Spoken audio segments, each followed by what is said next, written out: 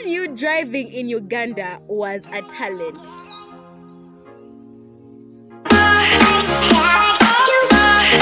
It takes a lot of skill, talent. You have to be like always on the lookout when you're driving in Uganda because you never know what is going to come and hit you.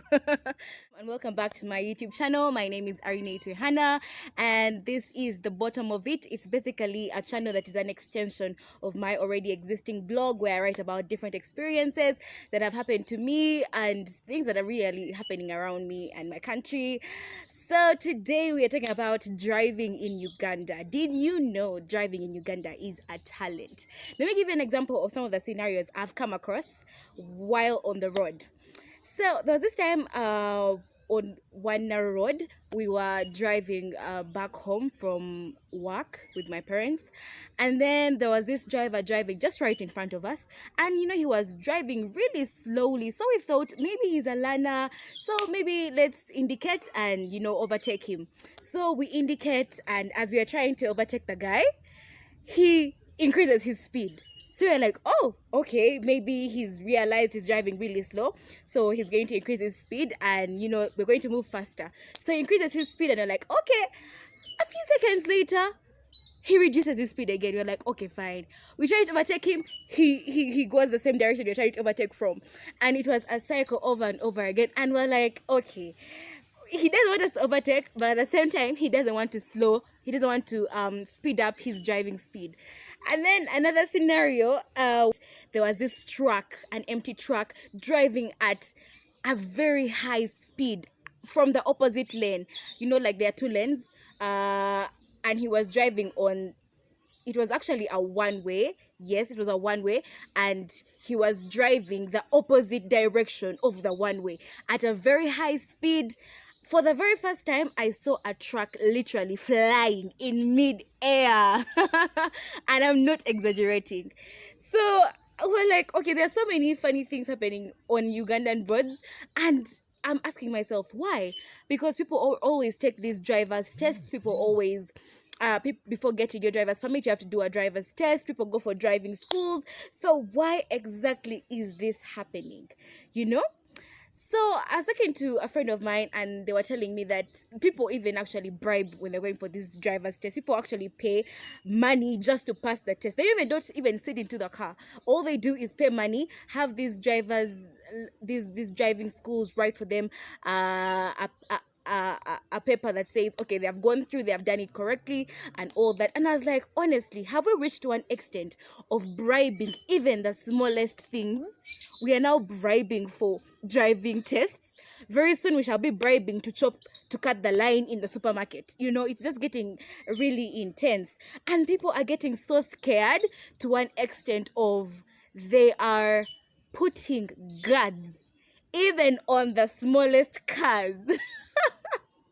I'm talking a car like a Spatio, a Vitz, these small saloon cars. I don't know if that's what they're called. Yeah. So people are putting guards even on the smallest cars. I'm going to put up a picture right here. Yeah. And they don't even care if these guards are actually pulling down the entire car, weighing down the entire car. And that's just how absurd it is, currently on the roads.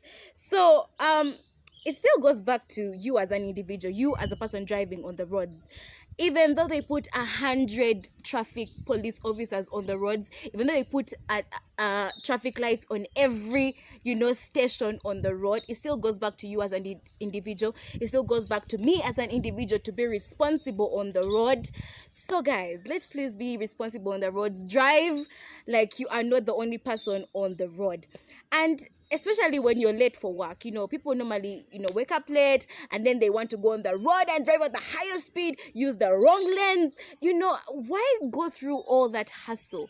If you're late, take the responsibility. Maybe inform your boss and tell them, you know what, I'm coming to work late. Yes, they might put a deduction on your salary pay, but it's not worth your life, because there's so many accidents that have happened because of this. So it's not really worth your life just to go to work early. You get what I'm trying to say? So I know this might be the 100th time you're hearing this. be safe, be responsible on the road, you know, do not overtake recklessly, all this. But this might be the actual time you're going to actually listen and take in these words and actually put them into action. So whoever is watching, please be responsible on these roads. Other people's lives are at risk, your life is at risk, you know. And also you might be able to you land yourself a fine of 100,000 Uganda shillings that you don't really want to pay. So let's just be responsible on the roads. But you know what? After going through all these things, I still love my country, Uganda, and it is the best country you could ever visit.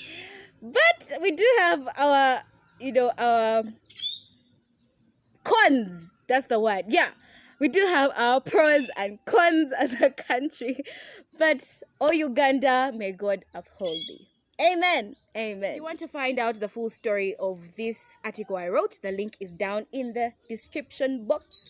And next time we shall be talking about pedestrians on the roads, you people. I have had so many scandals with pedestrians. So see you next time. Thank you so much for tuning in. My name is Hannah. And please don't forget to subscribe and tap on the notifications bell if you want to tune in for the next session. But for now, bye.